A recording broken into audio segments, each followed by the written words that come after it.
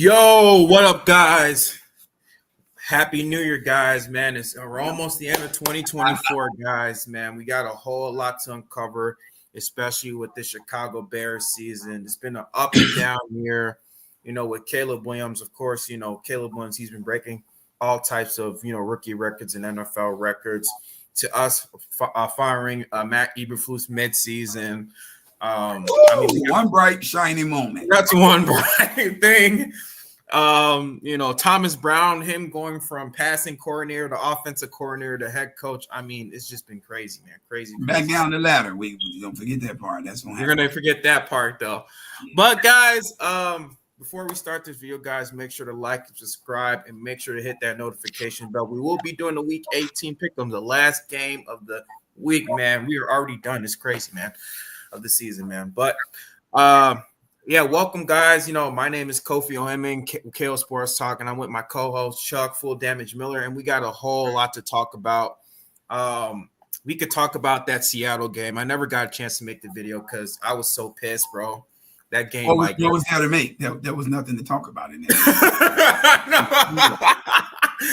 I mean, we had so many chances, bro. Like that so-called touchdown pass that Caleb Williams made to Roma Dunze on the side, and then freaking Jake Curran had that holding call, bro. I mean, that could have been a phantom holding call, but phantom holding call. It's water under the bridge at this point. It's been a bad year, but if there's a bright light, a silver lining, I should say, in the dark cloud, it's the fact that Caleb Williams he's shown fortitude. Now I know you got a lot of so-called naysayers that's on the outside, and they see the Bears with this losing record, and they think that everything that Caleb Williams has done has been wrong, regardless of what the numbers say, regardless of how great he's been playing down the stretch, regardless of how outstanding he's been on fourth downs. In situations where he's on fourth down and has to pass the ball, 67. Do you know I have this number up here? I do not. Why do you have that number up there? That's how many times Caleb Williams has been sacked this season. Ah, that glorious number. Yeah. Well, but the naysayers, they'll argue up and down that, majority of those was Caleb Williams' fault. That the teaching out here, or the sayings out here, is that he holds the ball too long. He's causing them sacks on himself because he's afraid to throw the ball. Imagine that. Show me a world where Caleb Williams, of all people, is afraid to throw the football, and I'll show you a world that doesn't exist. He's not afraid to throw the football. If anybody who's been watching Bears game, we already know he's not afraid to throw the ball. I'm like, he's threaded the ball so many times. He's threaded the ball in difficult spots where it could have been an interception many, many times. And that was during a 9 game. He went 9 games without interception. During those times, he's been threading the ball without so any Bears fans who said that you're not watching no Bears football. Right. I question a lot of people's fanship these days, but that's neither here nor there. We need to get rid of these bandwagon fans anyway, who only want to jump on board because they saw Caleb Williams get drafted and they saw a couple of additional pieces get added, and they thought that the Bears were going to light the world on fire. Stay off this ship. Do us the favor. We don't need no more weight. No more. Ain't no more leg room, y'all. No more leg room. Standing room only. I mean, the fact that he's been sacked 67 times, bro. I mean, with the situation going from 3 offensive coordinators. That's an indictment on your coaching staff. That's an indictment on your general manager. Yeah. It's an indictment on the coaching staff for not knowing how to put him in better positions so that he's not getting hit 67 times. And only God knows how many times he's actually been hit. 67 times is just the amount of sacks that he's taken, but only God knows how many hundreds of times that this kid has been hit. And it also falls on your general manager for taking Brian Post. He takes the stupendous approach of going with all of these offensive weapons and not valuing the offensive line. Incidentally, a position that he played in football when he was playing. I don't know how he devalued that. That didn't make any sense to me. And Chuck, we've been pounding the table. We've been talking about prior to this season, we've been talking about how Ryan Poles needs to address the offensive line. Absolutely. Offensive line. Like, people are so surprised why I'm going to be bringing up the number 67 times. I don't know if you can see it. Mm-hmm. 67 Move it up. There it times. is. There it is. We can see it. Yeah. That's the number. 67 times. Yeah. And you know how much money Ryan Poles invested in this offensive line? Huh. $23 million into this offensive line. That is terrible. One offensive lineman That is quadruples terrible. that salary in the NFL. One offensive lineman. We got some offensive linemen making 50, but not 50 million, but they're making ridiculous money. 30 million. 30, 40 million dollars a year, and some of them, within that range. And this dude thought he was going to get away with spending $23 million on the entirety of an offensive line, and that was going to work? Never. Not to throw salt or open old wounds, but Coleman Shelton was a complete waste of a pick, bro. Complete waste. Ryan Bates, a bust of a pickup. If this dude played 2 games, it's a miracle. I really felt for Kyron Amamegagi, just for the simple fact he was thrown into the fire after coming off an injury, and he never had a chance to get up to game speed. So it made him look bad out there, and I don't think he's going to be a bad left tackle for us. I think it's time for Braxton Jones to go, and we definitely got to get some coaching in here to help out the Darnell Wrights of this team. And it may even be time to move on from Tevin Jenkins, probably our best offensive lineman there, but it may be time to move on from him. He's hurt already. Yeah, he's been dealing with injuries too, man. It's been ridiculous, man. Yeah. Like, he's been dealing with injuries for the past 2 to 3 since he's been drafted. You can't win with people that's not there. You just can't. You can't win with people that's not there. Yeah. No, you can't. And I mean, like I said, we've been pounding the table for so long. Like, Justin Fields was never the problem. Fields was never the problem. You could have Caleb Williams. Don't get me wrong, Caleb Williams. He's a great quarterback. He's one of the best quarterbacks from a rookie I've ever seen. I don't know about. Let's be real with it, Cole. Caleb Williams is great. I don't have a problem per se with Caleb Williams, but was Caleb Williams the answer to all of our problems? No, it was not. No. We didn't even have it. We didn't have a viable problem, a major problem at the quarterback position. Now, could we have gotten better and moved away from Justin Fields? Yeah, that's a possibility. Caleb Williams, I believe, is an upgrade. And we could have moved down the draft, probably to 2, probably kept Justin or drafted, there could have been possible scenarios. We could have drafted Jaden Daniels, moved down to 2, could have got a Hall and short up that offensive line. We could have gotten, another wide receiver. Could have been a whole bunch of options. But this is just proof positive that coaching is invaluable. It matters who your coaching staff is, because I think Caleb Williams is an exceptional talent. I have absolutely no problem with the talent and the skill set and the intelligence of a Caleb Williams. This guy is going to be phenomenal in the long run. But did the Bears coaching staff help this kid out at all? Absolutely not. He was completely on his own from day one. Now, thank God he's bright, he's brilliant, he's intelligent in his own right. He got skills of his own, but that kid he didn't stand a chance against this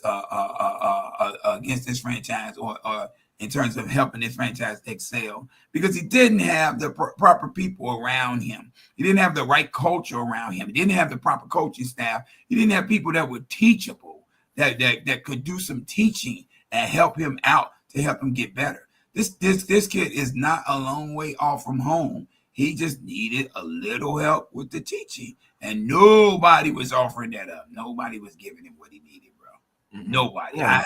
Absolutely nobody. Ryan Poles, Matt Eberflus, who was that? Shane Waldron. And Ryan Poles said this is the most deepest team that we've ever had in terms. Well, one of the deepest teams, and saying it's gonna be hard for anybody to make this team. I'm like, come on, dude. Like, especially on the offensive line position. If you build it right, I would agree with that from a talent perspective. There's a lot of talent on our team. This is why, getting into what we getting on here for today, people. This is why this has become a very attractive landing point for anyone that's thinking to become a head coach or wants to get back in the pool of head coaching. This is a very attractive point, a very attractive landing point. And I believe DJ Moore has talked Keenan Allen into coming back for another year, bro. He said he wanted him to run it back with him. And Keenan Allen spoke on this, and Keenan Allen said it was fun for him, and he would love to do it again, bro. So yeah, it's very attractive, bro. It's very attractive. It is. You see, in terms of a landing point for coaching staff, we need a coaching staff that can come in here, though. Let me say this before we dive all the way into this. We need a coaching staff that can come in here and be a cultural game changer. We need somebody to come in here and to change the culture of this franchise. It's been abysmal since the McCaskies have taken over. Let me say it again. It's been abysmal since the McCaskies have taken over. The McCaskies have never been good at managing a football team. They have absolutely no concept or concrete evidence in any of their past that show me or states that they have the capability of leading this franchise to its glory days or its previous glory days. I'm just ready for them to sell the team. But in the meantime, in between time, let's help Caleb out, people. Let's get Caleb right. Let's get him what he needs in terms of an offensive line and a coaching staff. We need a coaching staff that can come in here and take the reins of this team and run with it. That requires true leadership, and that requires knowing what you're doing. And before we go on to our top coaching candidates, head coaching candidates, I know Albert Breer, he reported that the ownership has given Ryan Poles the green light to pick the next head coach. Now, Chuck, I wanted to get your input on that because I know, and I kind of a little bit know I'm going to know where you're going to go with this. But what do you think of Ryan Poles and the ownership? Especially with him being on a 1-year contract. He hasn't signed a new contract, but he's on a 1-year contract.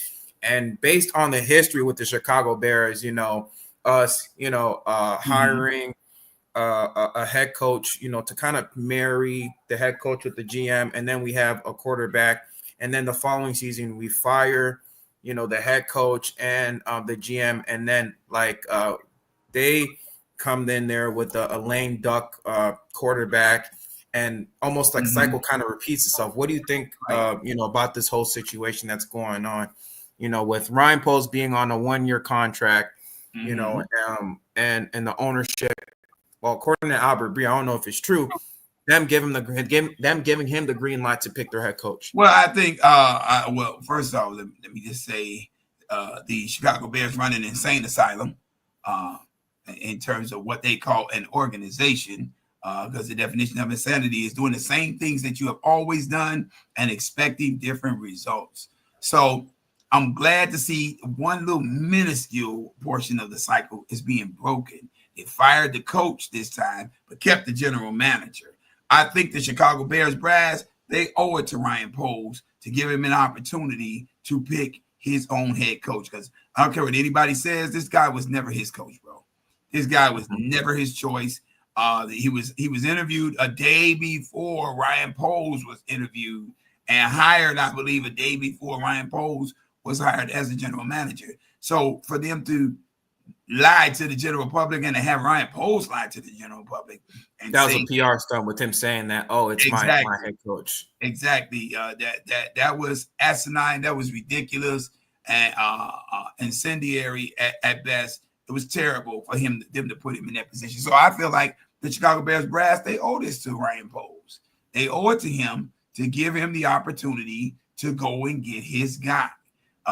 Thus far, he's not had that opportunity. Ryan Poles, I'm being told. Well, I was hearing reports that they were saying that Kevin Warren was going to be in, who is the president of football operations for the Chicago Bears. They were saying that he was going to be in on the next head coaching hire for the Chicago Bears. But I think it's insulting that George McCaskey and company, they keep on insisting that the general managers need help finding coaches for this team. They need help putting things together. That's a Jerry Jones move. That's something Jerry Jones would do. That is, and it's ignorant and it's insulting to general managers. General managers know what their game plan is and what they want to do, what they plan to do. If you want a general manager to be held accountable, you have to give him the entire reign of the situation. Let him do what he needs to do. What's going on, Ron? Good to see you out there, my brother. We don't hear from you before. Happy New Year to you, my brother. I hope your holidays have been good. But yeah, you got to give him the opportunity to do his job in totality. Throwing somebody in his lap is an insult to a general manager. They threw Justin Fields in his lap. So I understand why he wanted to go away from Justin Fields, even though I didn't believe, and nor did you, that Justin Fields was the problem in Chicago, and it's bared itself out that he wasn't. I understood why Ryan Poles wanted to go away from him, because this was never his guy. This was a guy they just dropped on him and said, make it work, you know. And in fairness to Ryan Poles, he gave him 2 years. He tried it. Bro. He tried to make it work for 2 years. I felt that it was working, but apparently that's not where Ryan Poles wanted to go. And that's perfectly, I'm perfectly fine with that. I don't have a problem with that because this wasn't his guy. If the general manager is going to come in, he's going to be held accountable for everything that a franchise's team does or does not accomplish. Then you have to let him do that on his own merit. Let that man build his team. Let him do it his way. Let him have his coaches. Let him have his quarterback. Let him do his thing. You know, so I really do feel like the Bears brass, they owe this to him. But if they're going to do it, they got to do it right. Get Kevin Warren out the way. He doesn't need Kevin Warren's help to make that decision. Now, if Kevin Warren wants to give some input and he wants to offer some advice, that's fine. But at the end of the day, let this be Ryan Poles' decision finally. Let that man make the decision. And, you know, I don't think it's asking too much of the Bears brass to let this man make the decision. Get the hell out of his way and let this man do what he does. And, speaking of some possible head coaching candidates, I mean, there's 1, 2, 3, 4, 5, 6, 7, 8 that I can name so far that are looking, at the Chicago Bears head coaching position. So a couple of them are John Gruden, Mike Vrabel, Pete Carroll. You say John Gruden? Yeah, John Gruden. When did Chucky's name get involved with this? I haven't heard Chucky before, bro. That's John Gruden. John Gruden has said he was interested in the Chicago Bears head coaching job. That's interesting. I don't know if we'll be interested in him, but that's yeah. So John Gruden, Mark Vrabel, Pete Carroll, of course, we heard about him. Liam Cohen, Brian Flores, Cliff Kingsbury, Ben Johnson, and Joe Brady. So those are the ones that I've named after. So well, let's go through this list, Coach. Let's see let's go. Who looks good for us and who doesn't. Who do we think fits for this Bears team, this Bears franchise, and who doesn't? Okay, I'm gonna not the screen so far. I kind of wrote him down, so that's on Google. So. That's fine, bro. That's fine. Who are we gonna start with here, bro? We can start. Chucky? Yeah, we can start with Chucky. I ain't Chucky. Want to play? Start with John Gruden. Chucky wants to play, y'all. So I think with this one, John Gruden, I mean, he does have an interesting track record. He was, former head coach with the Tampa Bay Buccaneers. He won a Super Bowl with them, and then most recently with the Raiders. Right. I think with him, I mean, he's okay head coach. I think with him, I think he has the leadership tools. He definitely has the leadership tools. He definitely has it. My only concern with Chucky is he tends to bump heads quite often with upper management and the brass of the organization. I do like that. Let me preface it by saying I do like that he's got that kind of fire in him, bro. But at the same time, you gotta have the results that follow behind it. I think if given all the tools that he needs to work with, I think John Gruden can get it done in Chicago. He's already proven that he can get it done with even with a lesser talent at quarterback. He won with what's his name? He won with Brad Johnson as his quarterback with the Tampa Bay Buccaneers. He runs an excellent style of defense. So defense is never going to be Chicago's problem. That's one of our calling cards. We're always going to be good on that end. I think he ran a Tampa too. That when they won the Super Bowl, didn't they run like a Tampa too? Yeah, they did. But I do think I don't know. I've heard say that he's supposed to be really, really good with quarterbacks. Now I don't know personally how great he is with quarterbacks. I know he was there when Rich Gannon was in with the Raiders. And he was there with Brad Johnson. With the Tampa Bay Buccaneers.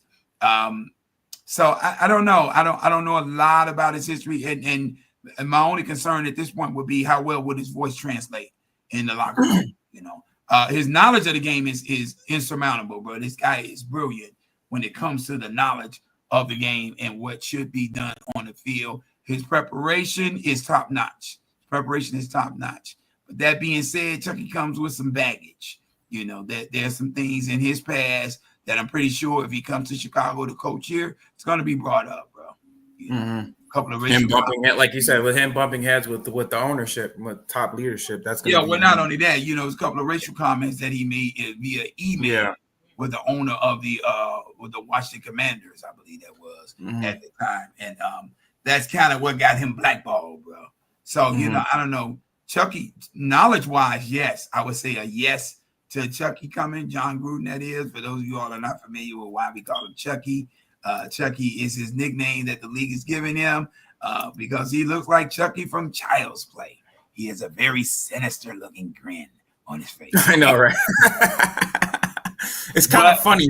Him and the owner of the Raiders, they almost kind of look alike. Like, I don't know. Oh, wow. That's scary. Now that's a scary thought. Yeah, like they could be brothers or something. But I do believe John Gruden, he's a comparable talent that can, from a coaching perspective, that can get this team next level. I believe he can help Caleb Williams polish his game, and he's brilliant. He's a great. I think he's a pretty good offensive mind. I'm gonna say borderline great, but I think he's a pretty good offensive mind. He can get us to the Quan, so to speak, to the glory. I believe he could do that. Super Bowl. Yes. All right, next one, we got Mike Vrabel. Mike Vrabel, of course, he definitely played for the Pittsburgh Steelers. I've been hearing his name so much, bro. Yeah, we already know he primarily with the Patriots, his most, famous, one of his most famous teams. He won 3 Super Bowls with the Patriots. Did he play with the Steelers, bro? I didn't know he played with the Steelers. Yeah, he did play. He played with the Steelers. Oh wow, I didn't know that. Yeah, he did. Yeah. He and of course his coaching, he coached with the Ohio State football team. He was a linebackers and defensive line coach from 2011 to 2013. And then he moved to the NFL as a linebackers coach with the Houston Texans from 2014 to 2016 and defensive coordinator in 2017. He coached with the Tennessee Titans for 6 years, compiled a 54-45 record. He had a winning record in his first 4 seasons. And he won a couple AFC South titles. I think his most recent one, of course, the 2019 one where they went to the AFC title game, which they eventually lost to the Kansas City Chiefs. Right. And Mike Vrabel, what do you think about Mike Vrabel so far, him also being a candidate? Man, this is a name that I keep hearing circulating out here. And to me, Mike Vrabel is the safe pick. Big Al, I see you out there, bro. I would agree. Bring Lovey back. Lovey needs to get this quick, fast, and in a hurry. I do apologize, Lovey. I was one of the people that wanted you out of town when you left, bro. It was a big mistake. I didn't know we was hashtag bring Lovey back, right? Bring Lovey back. Yeah. I'm not mad at that, Big Al. But yeah, Mike Vrabel, I just think he's a safe pick. He's a middle of the road type pick. Everybody wants to talk about his record as a head coach when he was in Tennessee. Hell, he had Zeus over there, bro. He had Derrick Henry, bro. They're not much easier the game is to coach when Derrick Henry is the immovable force that that you have on offense, and you got a whole 9 players on defense, including the last 2 who are picking up the rear, who's trying to stop this guy. They had a pretty good offensive line too, as well. All right, well, I mean, but even with that, bro, I think that offensive line was above average, but I don't think it was all that great. I just think Derrick Henry is such a hell of a problem to slow down and bring down until there just was no. It was he just made the game easy from a coaching perspective. So the play actions for Ryan Tannehill was off the chart with a Derrick Henry over there, but coming into this situation with the Bears, I don't know that Mike Vrabel is the right fit, bro. Is he a leader of men? Yeah. Is he a tough guy? Yeah. Can he demand the respect of the locker room, of the Bears locker room? Absolutely. I believe he can do all of those things. I just don't know if he's got the ineptitude, the aptitude, I should say, the aptitude to coach this team to Super Bowl glory, bro. His Titans teams, they were overachieving at best. They were very middle of the road once you took Derrick Henry out of the lineup, bro. So I don't know, how outstanding the coach the Bears fans would think that this guy's going to be. But to me, he's just a safe pick, and I wouldn't like him, over here to be the guy to help whip Caleb Williams and his offense into shape, so to speak. I just don't see where he'd do that. Plus, you have to ask yourself the question: if you bring Mike Vrabel in, he's used to a big bruising running back. But you just signed DeAndre Swift. Is he going to want to stay with DeAndre Swift, or is he going to want the Bears to go and get some new big bruising back, out of the draft, or go and sign one of these guys that's going to be available out here? So there are things. There are a lot of things that comes with a coach and a coaching staff when they come in that can completely change the dynamic of a team. The Bears have tried to go this way where they want to be this offensive firepower, have this Air Coryell type of game. I'm dating myself for those of you all who know what Don Coryell is. But he's the first iteration of what we now call a West Coast offense with the San Diego Chargers from back in the day, Dan Fouts and the San Diego Chargers. Damn, so the Bears a long time. Yeah, the Bears they're trying to build an offense that's pass happy, that's attacking you through the air all day long, because that's the way that they see the league is going. Is Mike Vrabel going to be with that type of program, bro? Because Keenan Allen and DJ Moore, you don't want these guys just blocking all day. You got to have them open down the field. You got to use them. They're viable weapons with an offense. Are they big and physical? Yeah. Can they block well? Yes, they can. Roma Dunze too. Can he block well? Yeah. Is he big and physical? Yeah. But you want these guys' hands on display. You want their skills down the field on display. I don't know that Mike Vrabel can bring that to the table, bro. I don't know that he can. All right, the next coaching candidate, of course, we got Pete Carroll. Most notably, Pete Carroll. He's also was interested with the Chicago Bears. And, of course, we definitely know Pete Carroll with his tenure with the Seattle Seahawks. But he's also coached, of course, with the USC. He also coached with the the New York Jets. He won 2 national titles with the USC, the USC Trojans, and then with the Seattle Seahawks. Of course, he went to the playoffs 10 times, clinched the division 5 times, made 2 consecutive Super Bowl appearances. Won their franchise first championship. And since he's been their head coach, he compiled a record of 10-11, the most playoff appearances and wins in franchise history. He won 68% of their games between 2012 and 2020. Regular season compiled record 137-89-1, the best in franchise history. Tenure length 14 years, the longest in franchise history. Now, Chuck, what do you think about Pete Carroll with him? Just see me put this hat on, people. That's because this is my pick from this list. If I gotta go with a guy, I want a guy that's experienced. I want a guy that's been successful, that's done this at the highest level, who can rally the troops. And Pete Carroll, I'm telling you, people, I believe he is that guy. He did a phenomenal job at USC, a outstanding and phenomenal job at Seattle with the Seattle Seahawks. This guy created the Legion of Boom.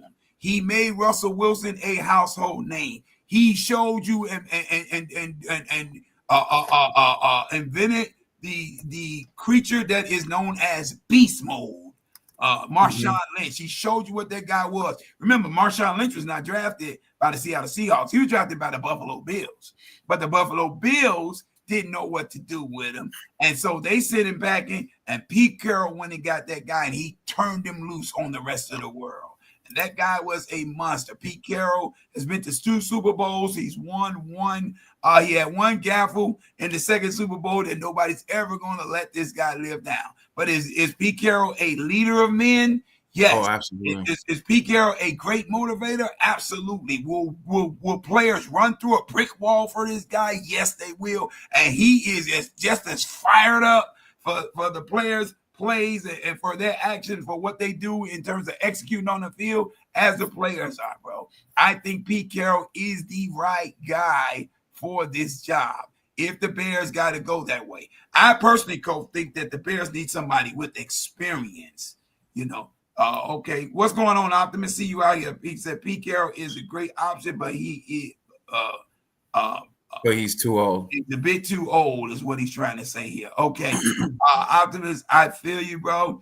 I do factor that in, but before we go canceling out Pete Carroll because of age, all you got to do is take a look just slightly west of Chicago, over there, this old fella named Andy Reid in Kansas City. He's getting the job done, bro. We should not just single this in and focus this in based on age alone, bro.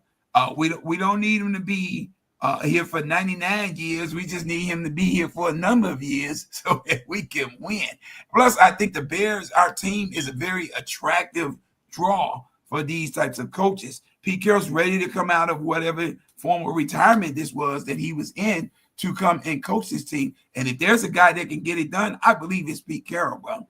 I also see your comment there, Optimus. You said a lame duck GM is going to hire the next head coach.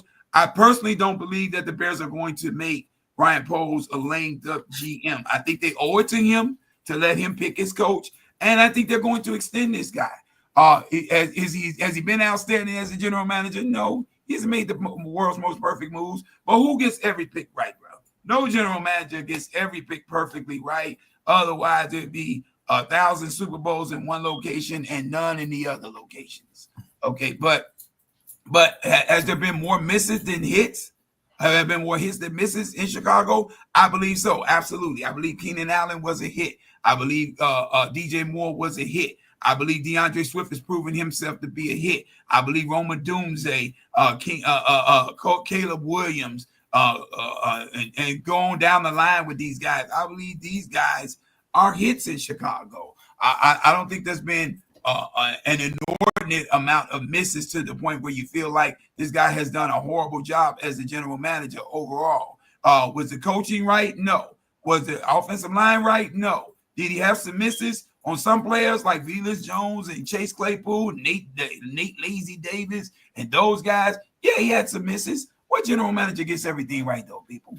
Let's be real. And I think they owe it to him, bro. I think they owe it to him, to give him this opportunity, bro. But my coaching choice here, if I'm only going by this list, because there are a few more that's outstanding that's not on the list as of yet.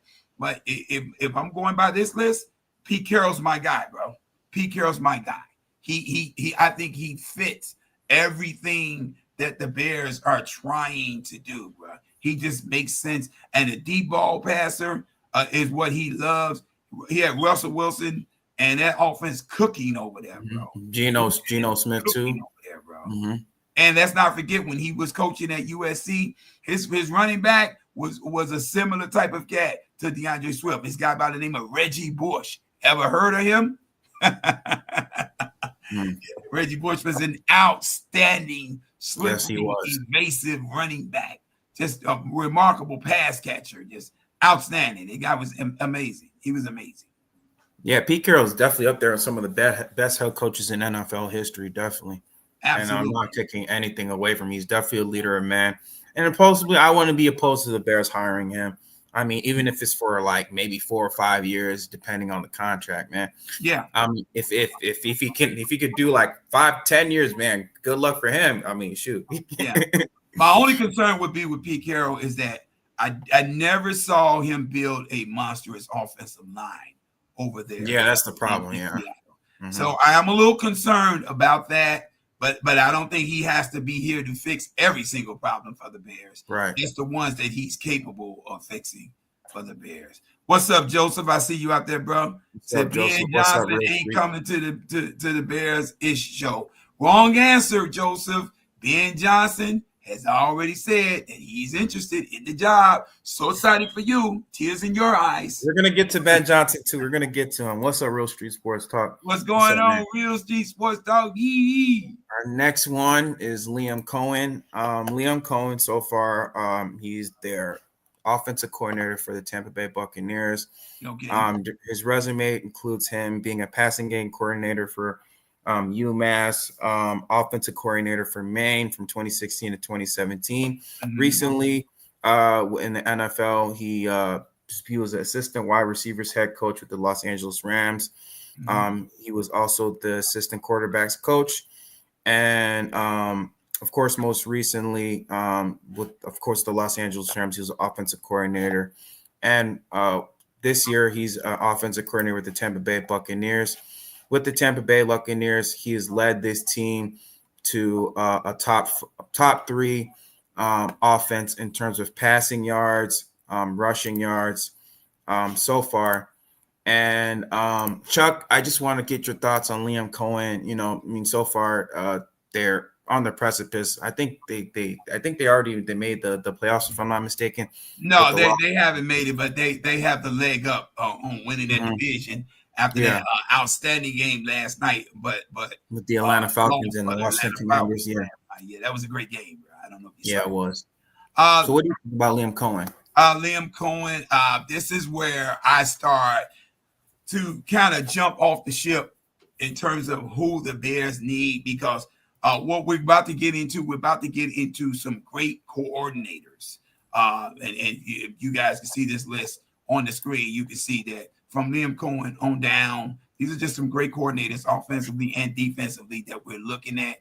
But me personally, I feel like the Bears we don't necessarily need somebody that's an upstart, you know, in terms of the coaching prowess. Because now we got to give some room for growth. We got to give some room for error. We got to give some room for development.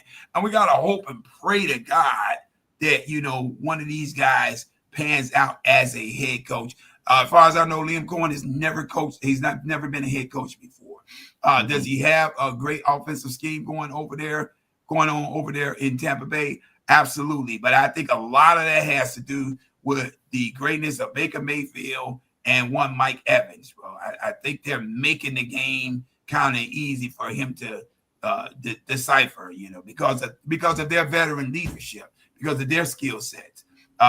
I think, you know, they got enough weapons over there to where they're able to put up great numbers. You know, Bucky Irvin is definitely a nice, pleasant surprise for them being in his rookie year, coming out, you know, and having the type of season that he's having as the running back over there.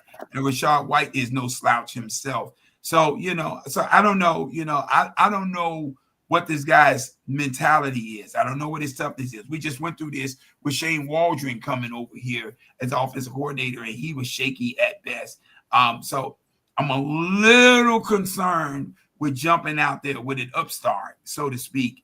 A guy who's been an offensive coordinator who's done great with the offense, but hasn't necessarily had the responsibility and the duties of being a head coach. Because head coaching is not just coaching the offense. You know, you can't, if you're a head coach, you can't only coach your offense because that's what you're good at and be oblivious to what's happening on defense or what's happening on special teams. You know, you got to be able to garner the troops on all levels. So I got to be personally, I got to look a little more into Liam Cohen and see, you know, what's to him in terms of his leadership, his intangibles, his ability to lead men and what have you.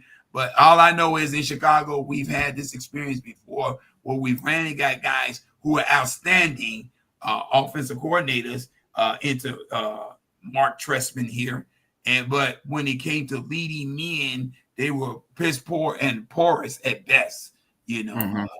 So I don't know. I don't know. I'm not necessarily sold on going for Liam Cohen for the Bears head coaching job. All right, the next one we got is Brian Flores.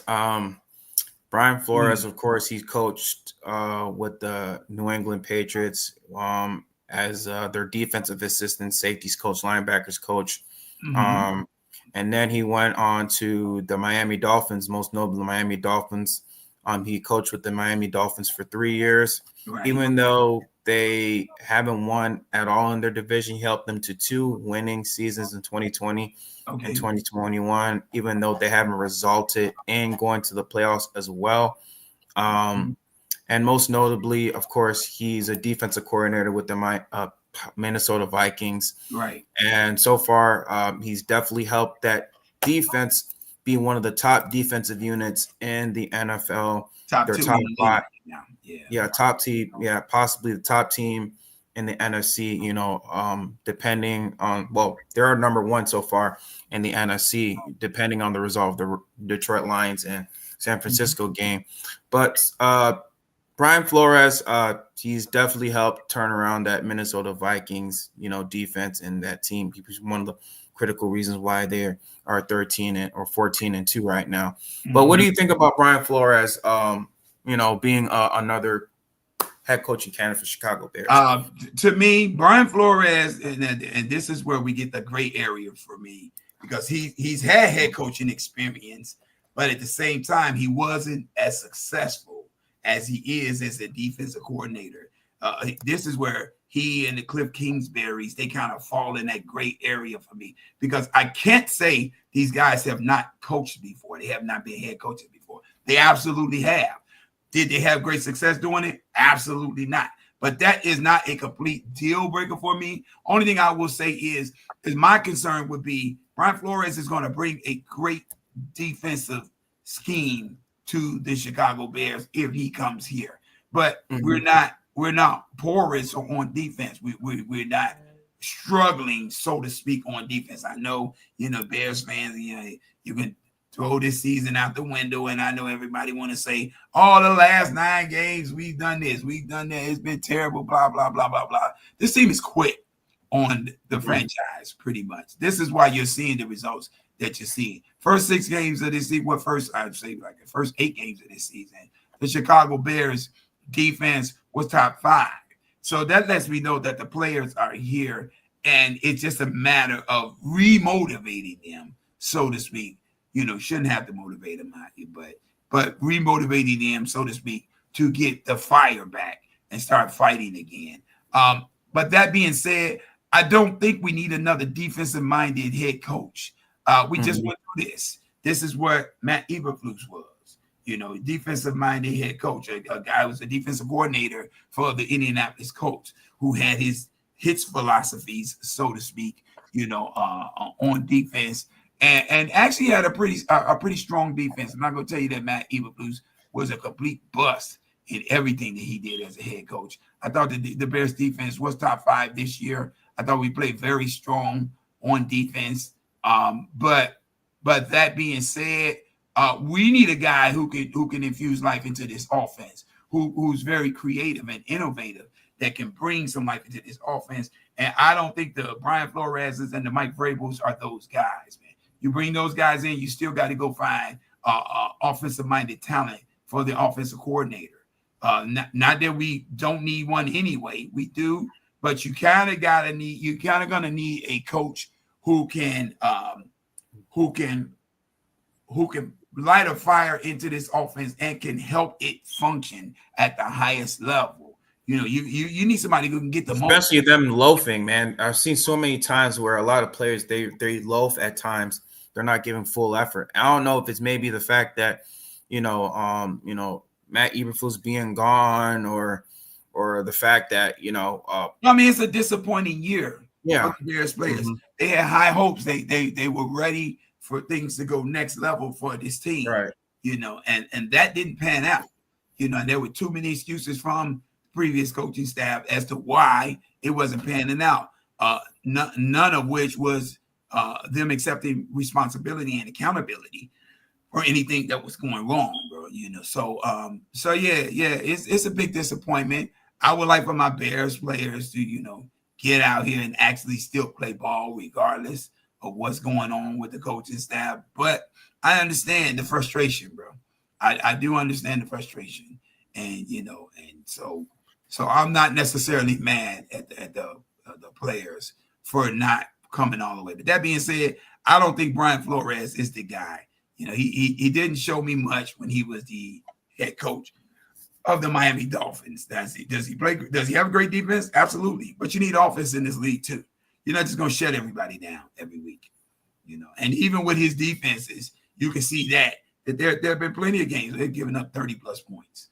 They've had plenty of those episodes, bro. So yeah. So it's a no for me on Brian Flores. Next one, we got Cliff Kingsbury. Wild card. Yeah, he's a wild card. But Cliff Kingsbury, his resume, of course, includes him coaching a number of quarterbacks: Case Keenum, Johnny Manziel, Baker Mayfield, Patrick Mahomes, Kyler Murray, most notably Caleb Williams and Jaden Daniels.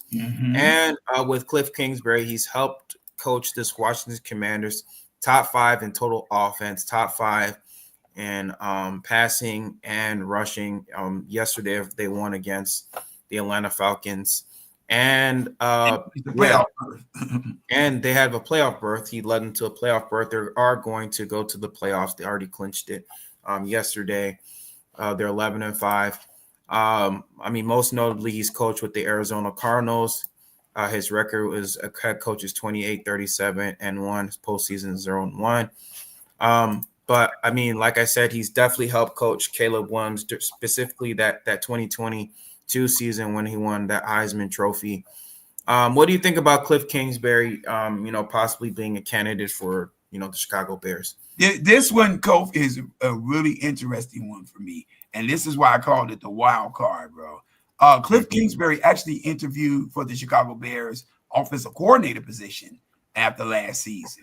And I was told, I've heard that the reason why that Matt Eberflus and the Chicago Bears and Ryan Poles, they didn't choose him as the offensive coordinator was simply because Matt Eberflus felt intimidated by this man's energy.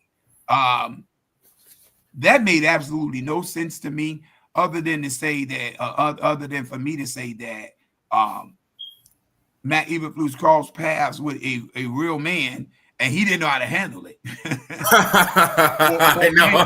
or maybe he felt that his job was in jeopardy. Take it. Yeah, or maybe he felt that his job would be in jeopardy going up against a guy like Cliff Kingsbury. He's too alpha. He's too alpha for him. Yeah, he's a fireball. This guy is a vocal leader with his teams. We saw that in Arizona. I believe he did take them to the playoffs one year over there. They did. They didn't win in the playoffs, but that organization is I don't know, Arizona Cardinals. Yeah. That organization. But that being said, if you want a guy who is brilliant and very quarterback friendly, Cliff Kingsbury is this guy. He is that guy. That this is a guy who has history with Caleb Williams. He's got history with some of the prolific quarterbacks that you see in the league now. And you just named Patrick Mahomes was one of them. Right. You just named 3 of the 4 that's on the list with Kyler Murray, Jaden Daniels, and Caleb Williams. And then you just added Patrick Mahomes there. But this guy knows how to get a quarterback fired up and going. He knows how to put him in position for success. Where I'm concerned at with Cliff Kingsbury, though, is what about the rest of the team? He can get a quarterback fired up. He can get him hitting on all cylinders. We're seeing that with Jaden Daniels. We saw that when he was over there with Arizona with Kyler Murray. We've seen what he can do as an analyst at USC with Caleb Williams. All of that is outstanding. I have absolutely no problem with that. Can he coach the entirety of the team, though? That's the problem. Right. Can he lead even the defense? Can he coach the defense too? Right. So Cliff, he's a wait and see for me. I got to see where the other coaching candidates fall at. I'm not against going with Cliff Kingsbury, just for the record. I'm not against us going with this guy because he does have some head coaching experience, and he has had some form of success at the position, of head coach. He did take the Arizona Cardinals to the playoffs, so that counts for something for me. He is brilliant from an offensive mind perspective, and he can get this offense cooking in Chicago. But the jury's still out for me. I gotta wait and see to see what he's capable of with the rest of the team. All right, next one we got Ben Johnson. Ben Johnson, of course, he's the hottest commodity. The hottest commodity. Yeah, he's the hottest commodity for the and for a head coaching job for the Chicago Bears. His resume includes being a Miami Dolphins tight ends coach. He was also an assistant quarterbacks coach and wide receivers coach. In 2019, he was the Detroit Lions offensive quality coach. And during the 2022 season, middle of the 2022 season, when the Detroit Lions were 1-9, he took over for them as their offensive coordinator. And since then, he has led the Detroit Lions offense to 2 top 5 offenses for the past 3 years. And so far, it's looking like they're going to go to the playoffs again. And I want to get your thoughts on Ben Johnson so far. And of course, he, like I said, he is one of the hottest commodities for being a head coach so far. Ben Johnson is a brilliant offensive mind. This guy is phenomenal. If there is a guy that you want to have your offense cooked up through, it's this guy. This is a chef in the kitchen, and he is cooking. He got Detroit offense on fleek, bro. It just that the offense is just on fire. They're almost it's almost no ways to cover this offensive game plan. Plus, he is a huge student of the game. And you can tell by the game films that he studied. He doesn't just study the games that the Detroit Lions have had against previous teams. He studies all the teams' game films, what worked against these defenses and what didn't work. And I think if the Bears are willing to take a chance on an upstart, this is definitely a guy you take a chance on. But once and again, the concerns is that, what about the rest of the team? Will he be able to coach the rest of the team up? Will he be able to garner control on the defense from the defensive perspective? Can he keep the Bears defense top 5, top 10, top whatever that we may need them to be? Is he good with special teams?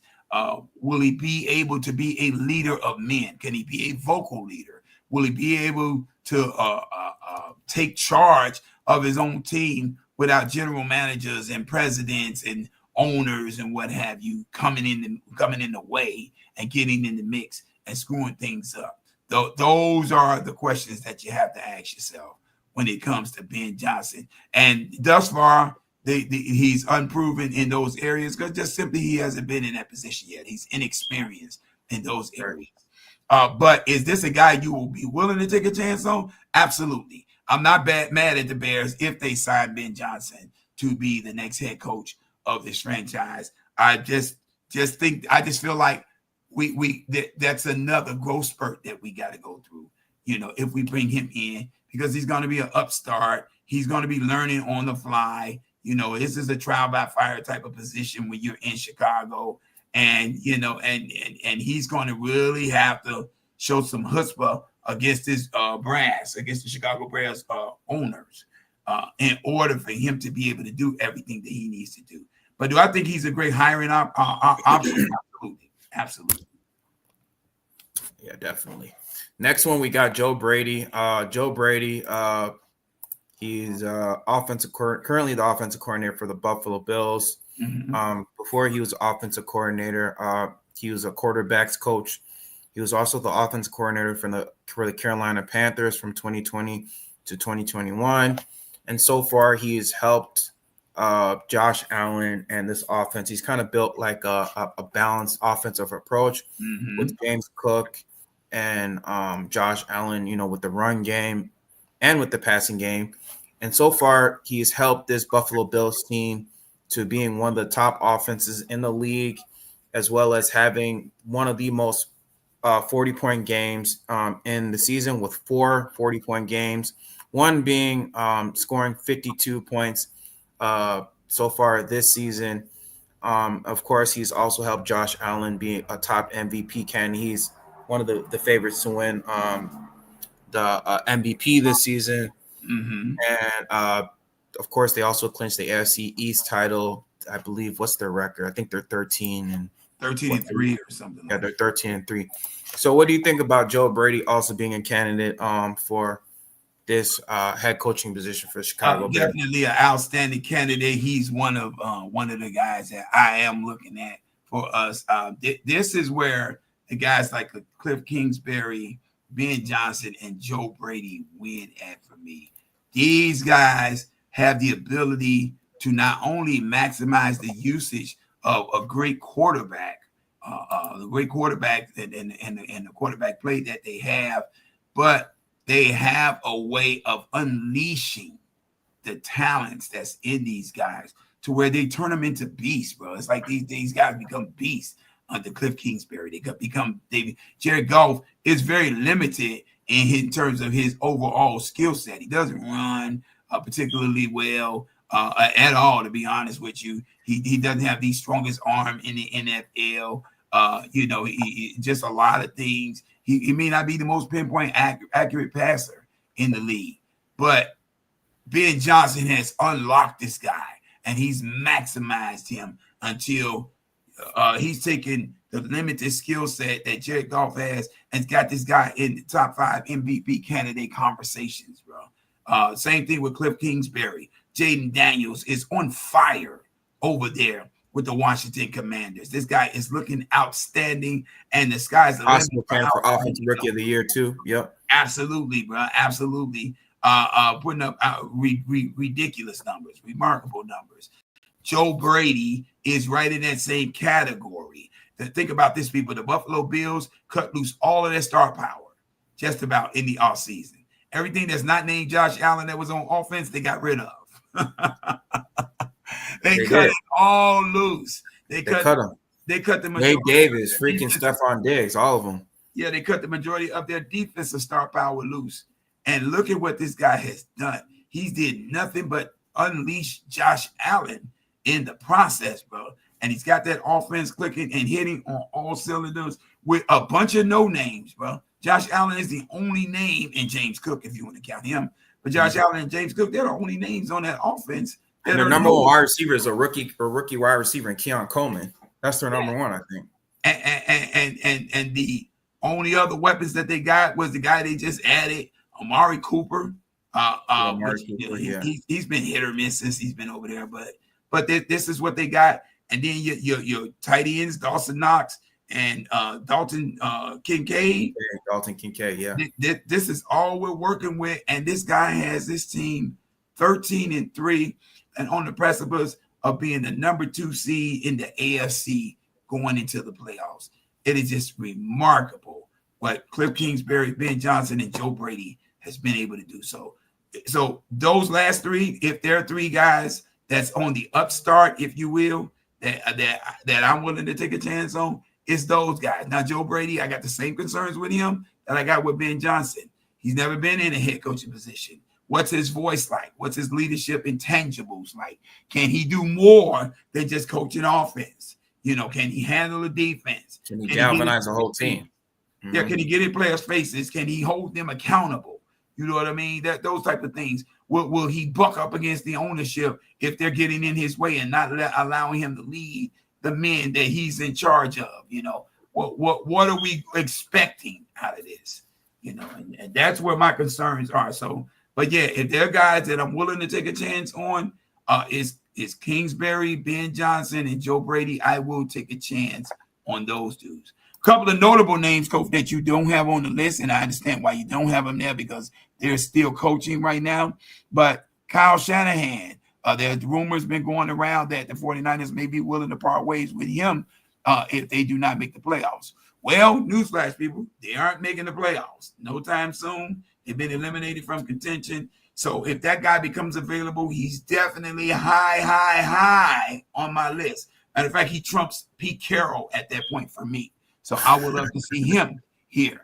Zach Taylor, if the Cincinnati Bengals do not make the playoffs, the consensus is that they may part ways with Zach Taylor, their head coach. If he's available, he becomes high on my list. Would I put him in front of Pete Carroll? Maybe not, just slightly under Pete Carroll, but he definitely is top 3 on my list. So yeah, there are some names that's out there that I definitely would love to see coaching the Chicago Bears. If I have my way in a perfect world, though, it's my guy, the Chin, Bill Cowher. Come on out of retirement. We need you over here, baby. That's my guy. That's my guy. Bill Cowher. I didn't expect that. I love Bill That dude got a strong chin. I ain't gonna lie. That's what I call him, the Chin. That dude is the Chin, baby. You can bring Bill Cowher out of retirement. Let's go. Let's go. That's my guy. I know. That's funny. Yes, sir, Fonzo. Yes, sir. Bring my guy out of retirement. But in terms of what's on this list, I do like the majority of those picks that's on that list.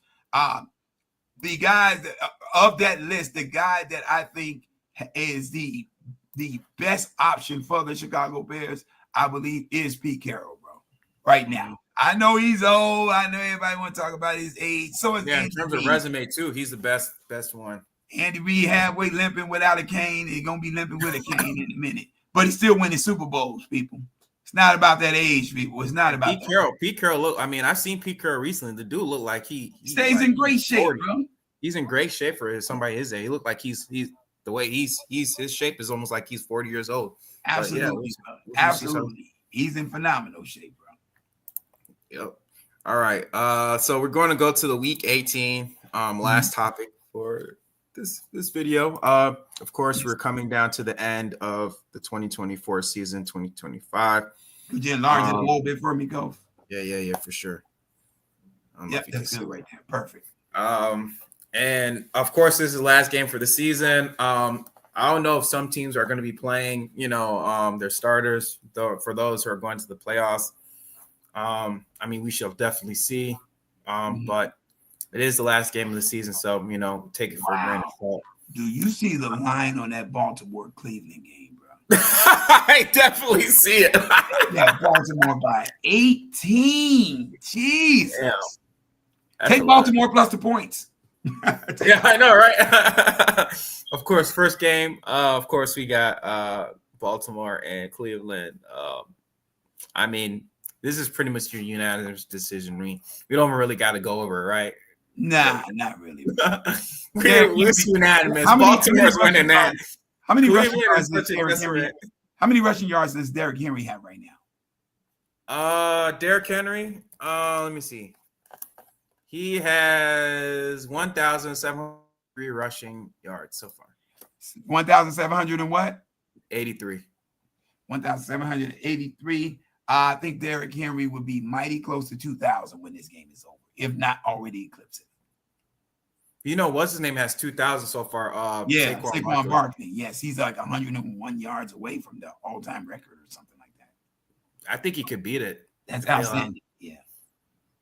Yep. If they don't guess who is it against? Guess who it's against? The Giants. Yeah. Yes, his former team. What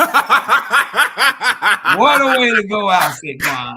What a way to go. I would show up and show out against my former team. Yeah. You see what y'all did? What y'all did? That's why you ain't got Daniel Jones no more. You 285 yards rushing, 3 TDs. Come on, Saquon. Got him on my fantasy team. Go for broke, brother. All right. Next game, we got the Pittsburgh versus the Cincinnati Bengals. Cincinnati is favored by 1.5. Still playoff implications in this game, bro. This is definitely a lot of implications for this game. Cincinnati won against the Denver Broncos last week.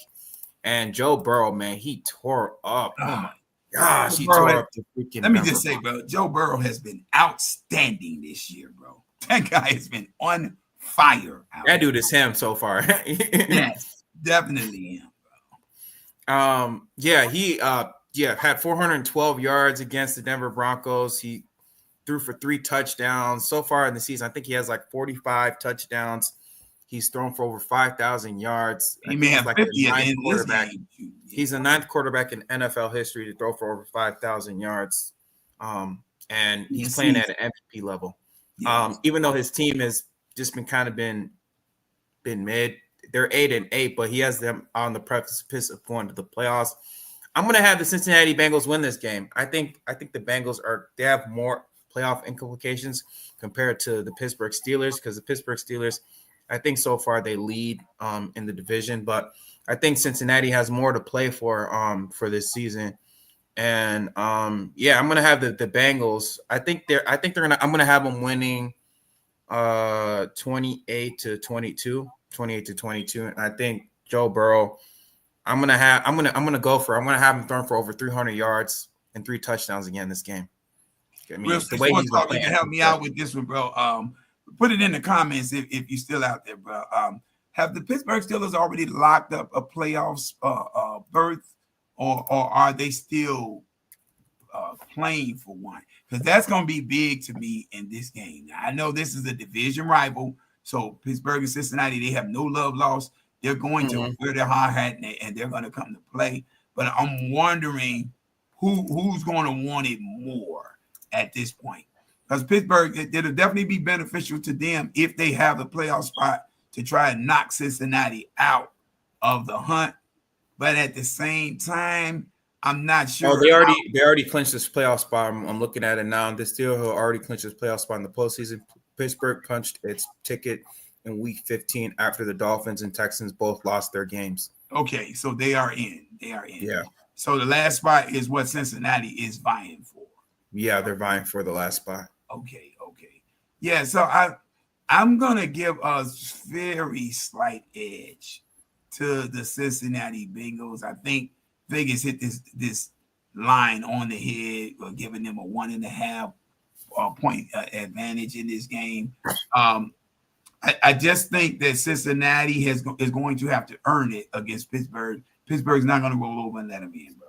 They're not going to just let them walk in there. Especially the way they lost against the Kansas City and Baltimore. Yeah, and this will be interesting if they make it. Do you know if they make the playoffs? Do you know that the NFC North will not be the only division that has 3 teams in the playoffs? So will the AFC North. That'll be interesting. 3 AFC North, 3 NFC North teams in the playoffs. But yeah, I think Cincinnati pulls this out by the hair of their chinny chin chin. I'm gonna say like 30-28 or something like that. I agree. Next game, we got the Atlanta Falcons versus the Carolina Panthers. This is going to be a pretty good game. So all the marbles for Atlanta, bro. Yeah. Atlanta has, of course, they lost yesterday to the Washington Commanders on overtime. Atlanta is favored by 8.5 points. I'm going to give the edge to Atlanta for this game because, of course, like they have a lot, to play for. So far, I think this is definitely going to go down the wire between the Atlanta Falcons and the Tampa Bay Buccaneers. I think this is definitely going to be close. I mean, I think depending on the match, I think this is a really good match between the two teams, between Carolina Panthers and the Atlanta Falcons. Carolina has been playing so far the last couple stretch, even though they got blown out by the Tampa Bay Buccaneers. But I think with this matchup, I think this is going to be a close matchup than what people expect. This is, of course, a divisional game, but I think I'm going to give the edge to Atlanta. But I think this is going to be closer than what people expect because this is Michael Penix's 3rd game that he's going to be starting, and then you got the Carolina Panthers. Bryce Young. He's been playing pretty well so far, and their defense is pretty stout. So I'm going to give the edge to Atlanta for this game, but I think this is definitely going to be close. I'm going to have him win 24-21, but I think it will be close. Well, we both agree that Atlanta is going to win this game, but we see it differently, Cole. I believe Atlanta blows this game out. I just think that there's just too much talent too much talented firepower over there on that offense, bro. And Michael Penix Jr., I really hate what the Atlanta Falcons brass did to him. You threw this guy into the fire so late in the game, man. He didn't even have a chance to get his sea legs under him. And now he's in playoff battles. That is ridiculous to do that to a first game. They should have kept Kirk Cousins, kept him in there. But yeah, I mean, you sailed in the ship the whole time with him. Now, I get it that he was struggling. 1 touchdown, 9 interceptions, and all of that there. But, bro, it's too late in the season to throw a rookie into this fire. That is not cool, bro. I do not like that they did that to Michael Penix Jr. because now it's going to make it look like that he lost if they get eliminated. You know, they got to go with the Kansas City approach where they started Patrick Mahomes the last game of the season, and then going into the next season they started Patrick Mahomes. I mean, and not only that, you threw him in the middle of your team being in a playoff hunt, bro. You do this when the team's eliminated already. You don't do this when they're still fighting for the division, bro. They're fighting for the division crown. And you threw this kid in there. But that being said, I think getting back to this game, I think Atlanta just runs away with this, bro. I'm gonna make this like 48-14 or something like that, bro. I don't think the Carolina Panthers are going to really be able to muster much against this team. Plus, Atlanta kind of wants to make a statement that, even if they don't make the playoffs, that they're here. I think Atlanta's finally starting to find its sea legs with all of the talent that they have on this team, bro. And they have a dynamic two-headed monster coming out that backfield with Bijan Robinson and Tyler Algier, bro. I think this team is going to be great for years to come, bro, from a talent perspective. But that being said, I got them blowing this game out, bro. Next game, we got the Washington Commanders versus Dallas Cowboys. Dallas Cowboys got boat raced by the Philadelphia Eagles. Yeah.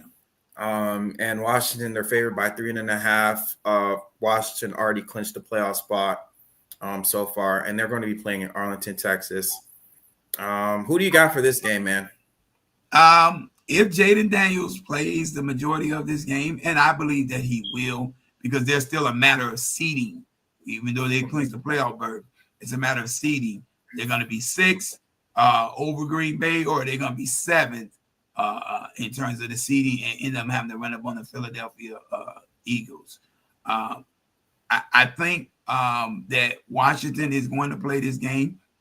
I think that they win this game, bro. I think that they win this game. Give me the Washington Commanders to win this game because the Cowboys have been playing hard. They're closing the season out very strong. But give me the Washington Commanders to win this game 24-20. I think it's 20. I agree. Yeah, I definitely think Dallas, I mean, they're definitely going to play hard. Washington, they definitely have a lot of playoff implications, especially in terms of playoff seeding. Mm-hmm. But I don't think Dallas is enough to kind of beat Washington Commanders, Plus, I feel like Washington's riding a high right now. They're riding a high right now, exactly. And they're playing really well so far. So, yeah, give me the Commanders. They're catching the wave, bud. They're catching the wave. Yeah. Woo! Catch the wave. And they could be a problem in the postseason, too. I mean, the way they're playing, they could definitely be a problem. So, absolutely. Yeah, Washington. Next game. Yeah, you already know what I'm going to go with. Green Bay is going to whoop that trick.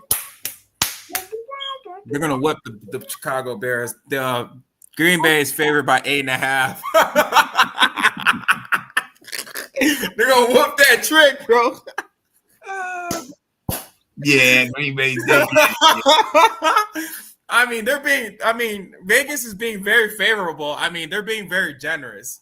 They are being very, very. Well, I mean, the Bears fight Green Bay hard, even in down years, bro. So we do fight Green Bay hard. 8.5, I think, is a bit generous towards Green Bay. Believe it or not, bro. They're being generous. But I think 8.5 is a bit generous towards Green Bay. I think if nothing else, the Bears want to try to end this season on a high note, even though it's going to end on a low note, because I'm with you. I got Green Bay still winning this game. But I don't think the Bears want to get embarrassed by the Green Bay Packers. And Green Bay definitely are licking some wounds after last night. They're trying to get healthy for the playoff run. They didn't have a majority of their defensive stars out there, and so let me see. Good one, Alfonso. He said Caleb's first game in Lambeau Field should be interesting. Yeah, Caleb may have some incentive to go out here and try to play hard. Only problem with that is he still got the same offensive line, bro. Ain't no new offensive line coming out here. The problem is, will his team play have the same fire? That's the question. I think this team will go as its leader goes. Who is his leader? This is an opportunity for Caleb Williams to take that position by the reins, bro. This is an opportunity for him to do that. So yeah, I think the team goes as far as the leadership goes, bro. And if there's an opportunity for Caleb to show himself the leader of this franchise, this is the chance, bro. This is the chance. This is a game, a rivalry game, if you will, of sorts that goes back to. They have some implications, You could affect Green Bay. Mm-hmm. It goes back to the Stone Age. And Green Bay, plus they do have something to play for. They are playing for seeding at this point. They don't want to seed the Philadelphia Eagles in the first round of the playoffs. So they're trying to bump up and get ahead of Washington for that 6th seed instead of the 7th seed. But that being said, I think the Bears come out here and play hard. Still got us losing by 6. I'm going to make it like 31-25 or something like that. 30-24, if you will. But I'll give the edge to Green Bay in the game. I got Green Bay winning by 20, 34-14. Dang, brother. Sorry. I'm sorry. Woo. I'm sorry. We're going to get blown out, bro. Like Green Bay always does, bro. They always whoop our butts.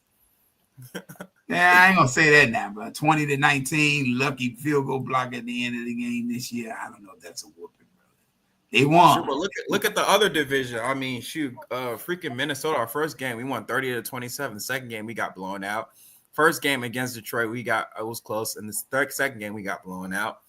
So I mean, team is demoralized, bro. They're demoralized. Yeah. You might be right, bro. You might be right, bro. I told you we're gonna get blown out. Watch. I'm gonna stick with that 30-24, 31-25. All right, next game, we got Tennessee versus Houston Texans. Speaking about a blowout. Tennessee's favored by 1. Why? Houston must be sitting everybody, bro. Yeah, I guess so. Houston probably sitting everybody. Yeah, that's the only way I can see that line being like that. Maybe Houston's already put it out there. But you know what? I'm going to go out on the limb, and I'm going to take the backups of Houston to win this game. This is my first dog of the day. Upset special. Come on, Houston. Fade these bums. How can you beat a team if you're Tennessee and you don't even have a quarterback, bro? They don't have a quarterback to speak of, bro. This is a team that honestly, bro, on paper, they should look at trying to get up to that number 1 pick to get Shedeur Sanders, bro. I think he would be a great fit in Tennessee, bro. I'm not gonna tell you no lie, bro. I think he would be a great fit. They got some receivers over there, bro. They got some weapons over there. They got Tony Pollard coming out that backfield. They got Tajee Spears coming out the backfield or behind Tony Pollard. Calvin Ridley at the wide receiver. You still got Tyler Boyd, an old Tyler Boyd, but Tyler Boyd nonetheless. You got another receiver. I'm trying to think. Westbrook, in Nikki, dude. You got him over there. Bro, you got some weapons over there, bro, that he can work with. And I think Shedeur Sanders would set that team on fire, bro. I think he'd be a great fit in Tennessee, bro. Me personally, I think they should get Cam Ward because I think he's more NFL ready. But that's neither here nor there. You still need coaching in Tennessee, though, too, bro. Yeah, you do. And the biggest plus bringing a Shedeur Sanders in for a team that doesn't have quality coaching is that he's already been coached up. Deion Sanders, prime time, has coached him up. Yeah. Matter of fact, here's a special for you guys in Tennessee. You can get 2 for the price of 1. How about you go and get Shedeur Sanders, move up in the draft, get Shedeur Sanders as your number 1 pick, and then fire your coach and go hire Deion Sanders for your head coaching position. You can kill 2 birds with 1 stone. Man, talking about making some magic happen. There you go, people. Tennessee will be on the map. Yep, that'll be interesting. Next game, we got the Jacksonville Jaguars versus the Indianapolis Colts.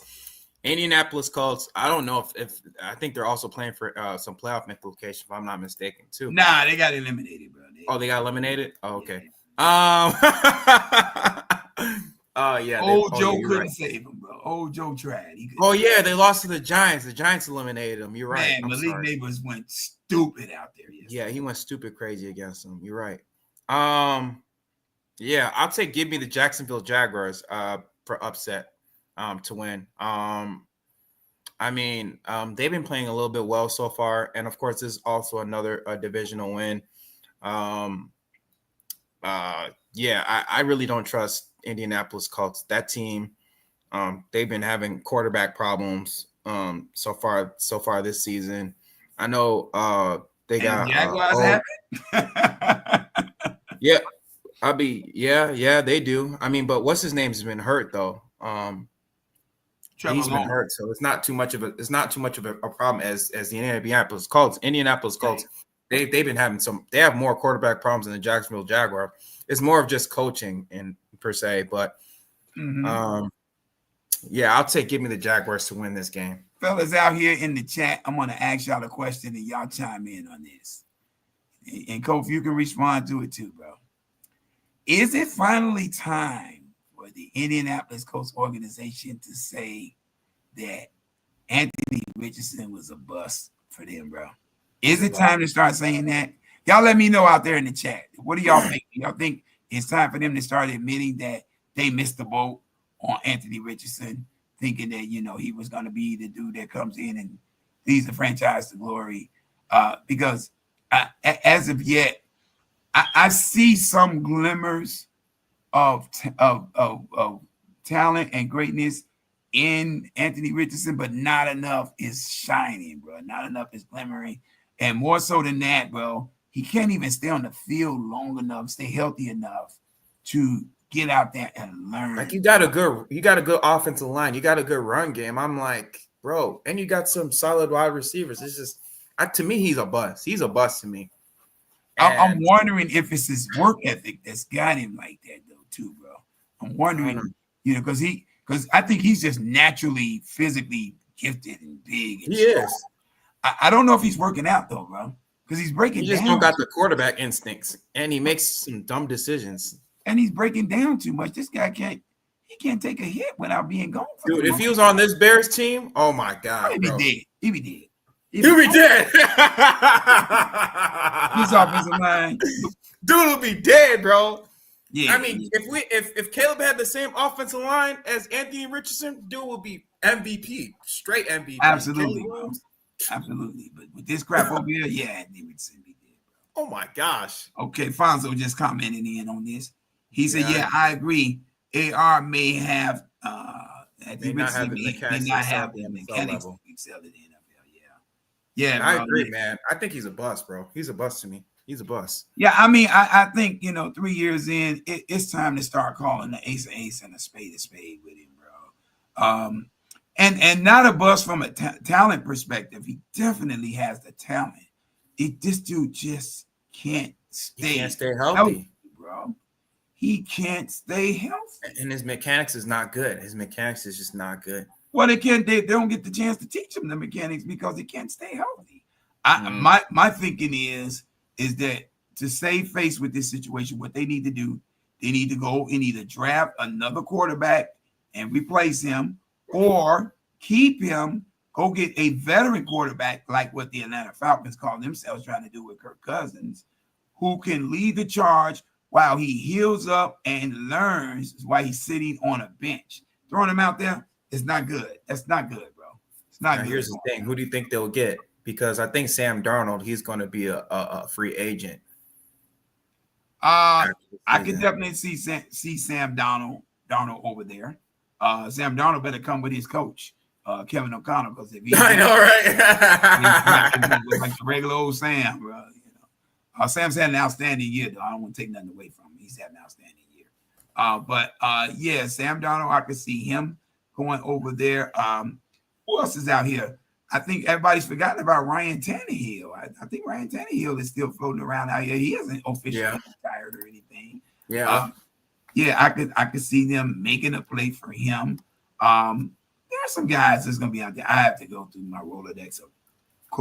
Oh, Russell Wilson. Russell Wilson is. Oh yeah, Russell Wilson. Yep. Yeah, Russell Wilson will be available. Who else is going to be out here? It's some other guys out here. I just can't call the names right now. But yeah, maybe a veteran Jameis quarterback. Winston, Mac Jones, Carson Wentz. Jameis Winston, Mac Jones, Carson Wentz. I wouldn't even wish that on my worst enemy, bro. None of them. Jameis Winston has a pick six spirit. He need to get delivered from that demon. That's what he said. he need the Holy Ghost, bro. That's what he said. He need the Holy Ghost to get over the Holy and a ghost and a little more than that. He needs the Father, Son, and Holy Spirit to deliver him from all the. He needs the whole Trinity, brother. The whole Trinity. Carson Wentz. We've seen this experiment one too many times for me, bro. His career back up. I wouldn't wish Carson Wentz on anybody, bro. If the Steelers don't go the way that I'm thinking that they're going with Justin Fields, hey, Justin Fields is an option, bro. Give him a shot, yeah. Justin Fields too. He's an option, But I just think that that dude is time to sit him, bro. Time to sit him. Stop running that kid out there, bro. He's not ready, bro. Next game, we got the Buffalo Bills versus New England Patriots. Buffalo is favored by 3 points. I think either way, I think Buffalo wins, even with their backups. I already think Buffalo's already clinched the number 2 seed. I think they might sit all their starters, but either way, I think Buffalo wins. New England, I don't think nobody on their roster could beat the Buffalo Bills, even with Joe Brady running this offense. Nah, I just don't think. Well, let me just say this. Jared Mayo does have them playing very hard right now. And Drake May is looking good over there, bro. Drake May look good. Yeah, he looked good over there, bro. I like Drake May. I like what I'm seeing. You're going to keep it close. Yeah, keep it close. But I'm going to roll with you with this one on Buffalo. I think Buffalo covers that 3. And guess what, people? Mitchell Trubisky gets his first win as a starter in 3 Yes, sir. Maserati Mitch, baby. Maserati. Let's go, Mitch. I'm gonna be watching that game too. But yeah, I got Buffalo winning by 3 points, 24-21. Yeah, I'd say they covered that. I like the number. I like it. Next game, we got the Philadelphia Eagles versus New York Giants. I'm gonna let you talk about the game before I give my take on it. Saquon rushes for 285 yards, 3 TDs. He throws a touchdown and he catches one in this game. I got him with 5 tutties, people. 5 total tutties coming from Saquon Barkley. Now, I think Saquon Barkley is being serious. I think Saquon Barkley goes for the record in this game. I think the Giants get out of his way and let him have it. Just like what's his name? Was that Michael Strahan did for Brett Favre did for Michael Strahan? You know what I mean? I think the Giants return the favor. Not that they could stop it from happening anyway, but I think they return the favor. But yeah, I think Philly wins this game. I think this is another rest game for Jalen Hurts. He's not going to be playing again. Give me Kenny Pickett to have him about 3 or 4 touchdown passes in this game. I think Saquon Barkley does rush for 2 touchdowns. And he goes over probably 200 yards worth of total offense for that. But that being said, Malik Neighbors, having a coming out party, bro. I wouldn't be surprised if Malik Neighbors get him 2 more tutties in this game, bro. But give me Philly in this game. I'm going to call it a blowout, 38-15. I couldn't agree with you more, Chuck. I think that Saquon is going to rush for like over 200 yards this game. I think he's definitely going to go for the record. I think he breaks it this upcoming season. If you have Saquon Barkley on your fantasy, please choose him for this game because I think he is going to go for their record. I'm going to choose him. I'm going to be playing NFL fantasy. Hopefully, NFL fantasy can sponsor. I can have them as a sponsor for this video. Come on, NFL fantasy. Come on. Let's go. Come on, let's sponsor me. Come on, I need the money anyways. We both need the money. Let's go. But but yeah, I'm gonna have Philly blowing them out 40 to 10, man. I think it's definitely gonna be a blowout. 38-15. Well, actually 40-14. Because I think you're right. Malik Neighbors, he's going to have 2 tutties. So I'm going to give him 2 tutties. Yeah. We give him 2 tutties. I'm just being generous. Yeah. But yeah, I definitely have Philly winning this game. And yeah, that's all she wrote. Next game, we got the Tampa Bay Buccaneers versus New Orleans Saints. Blowout. Yeah, exactly. I'm gonna let you talk about this game. Tampa Bay got everything on the line, bro. This is for all the marbles. They got the leg up, the shoe in, the in route, so to speak, to get that final playoff spot by winning the division. And New Orleans has absolutely nothing to stop them with. So yeah, give me all of Baker Mayfield, give me all of Mike Evans, and you can even slip in some of that the McMillan kid, the Jason McMillan. What's his name? The rookie receiver that they got there. Yeah. I think he's gonna go wild out there, bro. You can take a flyer if you're building fantasy on Bucky Irvin too. Bucky Irvin has been running wild over there. New Orleans is just completely out the way at this point. I got this game a blowout, 35-3. I'm gonna say 35-3, Tampa Bay, and a playoff clinch. Yeah, I got Tampa Bay blowing out the New Orleans Saints. New Orleans Saints. They really have nothing to play for. I mean, even though it is divisional game, Tampa Bay has a lot to play for, especially with Atlanta. They not only have nothing to play for, bro. They got nobody to play with. Nobody to play with. All Spencer they got. Rattler. Yeah, about it. Spencer Rattler and a bunch of grocery store baggers after that. A bunch of guys who work at FedEx, you know. So there you go. Kroger's lost employees. So yeah, Tampa Bay, I'm gonna have them winning 38-13, 38-13. I think the line is just being generous. Them having 13. So yeah, Tampa Bay wins it by a big margin. I can see a great team build out of this. Boy, this is looking good. Keep talking, Kof. Keep talking. Next game, we got the Denver Broncos versus the Kansas City Chiefs. Denver is favored by 9.5, and based on that, I don't think Kansas City is going to be playing their starters. Why would they need to? Yeah, why would they need to? I mean, they already clinched the number 1 seed so far. Yeah, give me Denver to win this game, because I believe Kansas City, and as always, Andy Reid never plays the starters. Usually during the last game of the season. So correct me if I'm wrong, Coach. Denver hasn't clinched the playoff spot yet, have they? No. Okay. So the last playoff spot is going to be a toss-up between them and the Cincinnati Bengals, if I'm correct. Yes. And if Kansas City sits everybody, they just let Denver walk into the playoffs, bro. If they do that, bro. No, I don't think Denver, because remember, what's his name? They have the head up, the Cincinnati Bengals. They have the win over. But Denver has the better record, I believe, bro. Wait, you might be right. Wait, hold on. You might be right. Do they? Yeah, Denver Broncos have a better record. Let me check the standings. Oh yeah, you're right. They're 9-7, and they're right. They're 8-8. So they would have to lose. Damn, you're right. Yeah, bro, they gotta lose in order for Cincinnati. So Cincinnati would miss out. Yeah, you're right. Absolutely.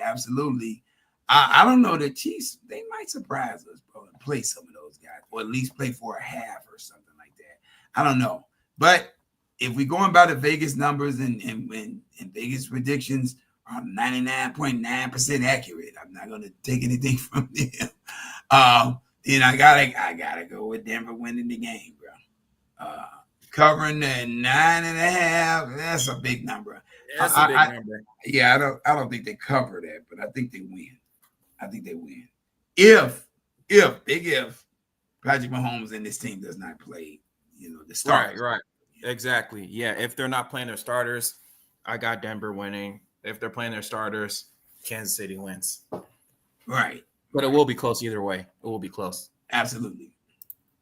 Next game, we got the Chargers, LA Chargers versus the Las Vegas Raiders. The Los Angeles Chargers are favored by 5.5. America's game of the week is it game of the week? Wow. Yeah, I know that's interesting, right? Running out of options when this the game of the week. I know, right?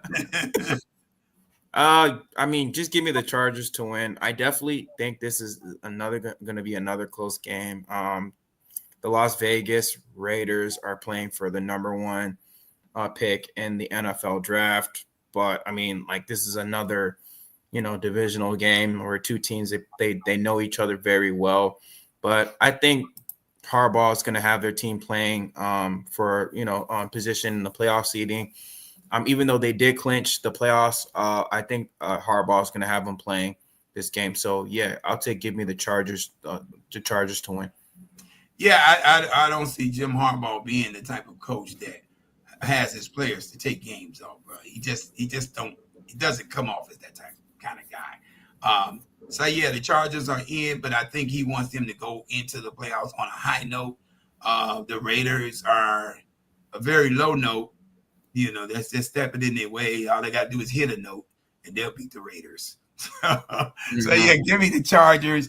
Give me this blowout. We're gonna say 30 to 5. Make it 30 to 5. And I would have said 38, but the Chargers just don't put up a lot of points. So 30 to 5, bro. 30 is too many if you ask me, but 30 to 5. Next game, we got the Rams versus the Seattle Seahawks. Seattle's favored by 3. Who do you got this game? I think the Rams have officially clinched that division after yesterday, if I'm not mistaken. The Seahawks, they're going to play with a lot of pride. They always have. They always will. But that being said, I think the Rams close this out. I could be wrong. I'm not sure if they've clinched it automatically, but they definitely have the leg up since they beat Arizona in the last game. But that being said, yeah, they clinched the West. They did. They clinched the NFC West. Yeah, they got it. Okay, so they already got it. Yeah. Is Seattle eliminated? Seattle, I don't think. Let me see. I don't think so. Seattle Seahawks eliminated. Yeah, if they clinch, they got to be eliminated because the Redskins. Oh yeah, they're eliminated. Yeah, they're eliminated. The Commanders just clinched the final spot. Oh, yeah, they're eliminated. Yeah, they're eliminated. Yeah. Okay, so yeah, So yeah, I think Seattle is they'll put up a fight. I don't think the Rams want to put Matthew Stafford and this offense in too much of harm's way. I say they're gonna play for a half, maybe, or close to a half, and then they'll go have a seat somewhere. So I'm gonna take Seattle in this game, bro. Give me Seattle. I'm definitely gonna take Seattle because what's his name is gonna probably play them for a little bit of a half. And probably sit him the second half. I really don't think he's going to put Matthew Stafford too much in harm's way because he definitely wants to have his players prepared for the playoffs and he doesn't want any injuries. And I don't think they can afford Sean McVay. I don't think he can afford injuries to Puka Nacua, Kyron Williams, and Cooper Kupp going into the playoffs, bro. You're already thin at once you get past those guys. You can't afford those guys. Yeah. They don't have anything after that. Their depth is not good. 24-21 Seattle. Give me Seattle. All right. The next game, we got the Jets versus Miami Dolphins. Miami's favored by 1. I'm gonna give the edge to the Jets. I guess for this game. I don't think Tua's playing at all. Do we have to pick somebody? Is it required? It's a pick 'em. It's a toss up. But is it required that we pick? I don't even want to touch this. I want. Yeah, I wouldn't touch this game with the 10-foot pole. My stomach got queasy just now. I wouldn't touch this game with the 10-foot pole. I don't think Tua is playing. I think they shut him down this season. Yeah, he didn't play the last game. He didn't play last game, so I don't think he's gonna play this game. I'll say just by the edge, I think they will keep it close, Miami, but the Jets, I think they're gonna win this game because they got Aaron Rodgers, and by default, he's a better quarterback than whatever the Miami Dolphins have that's going to be playing. That being said, the Jets have been the Jets this year. The Jets have been the Jets so far this season. They do play hard. They do play hard, and they got some solid pieces on their defensive front. They got some solid pieces, but We should probably go. The Chicago Bears should probably go and rob. Ryan Post should probably go rob the Jets in the offseason. Let's go take some offensive linemen. They got a couple of pieces over there we can use. Let's go steal Big Quentin Williams in the middle of that defense. Let's go. Let's get a few people. Is Quentin Williams a free agent after this season? I don't know. Let's make him one. Let's make him be one. Let's bring him out of there. Let's go get Sauce Gardner. Let's put some sauce on it, brother. Let's go get some people. Let's go steal from the Jets. They got a lot of nice pieces over there in New York. They underachieving franchise, just like the Bears. Coaching, they fired their coach mid-season, Robert Saleh. I mean, and they're gonna likely fire their GM as well after this. Yeah, that was a bad move, firing Robert Saleh. That was a stupid move. That didn't make any sense. Now the Bears firing Matt Eberflus made a lot of sense. The Jets are the freaking Jets. I think they're in a worse situation than the Bears. Am I mistaken? Definitely, because they're at the mercy of Aaron Rodgers, and he's an aging thorn in people's side at this point, bro. Dude is 41 years old, bro. Like, come on. Dude, I mean, he sucks at this point, bro. He sucks. Forget his age. He just sucks at this point. He's not playing well. But they did manage to get Devontae Adams over there, so that's a plus for them. You got Garrett Wilson, who is a top 5 caliber talent. If you can find him with the ball, find him a quarterback that can throw him the ball. Alan Lazard over there. Yeah, that might be a good place for Shedeur Sanders or Cam Ward. Heck yeah! I mean, we're finding some landing places. That's what I'm saying, bro. Yeah. But in this game, I gotta talk about you making me talk about this. Whoever grandmother shows up to the game, they're gonna win, bro. Grandmother. Yep, exactly. I'll take the Jets. Plus the 1. Next game, we got Arizona versus the San Francisco 49ers. 49ers are favored by 1. Who do you got this game? They want to end on a strong note, the 49ers. It may possibly be the last game of Coach Kyle Shanahan. I believe they're going out with a bang, bro. I believe the 49ers are going to beat the Arizona Cardinals like a well-oiled drum to close the season out. Give me a 45 to 10 victory in favor of the 49ers. I don't think Kyler Murray has been himself since Cliff Kingsbury left him over there, bro. I think he needs that guy, bro. I really do, bro. I think he needs that guy. And Marvin Harrison Jr. is the truth.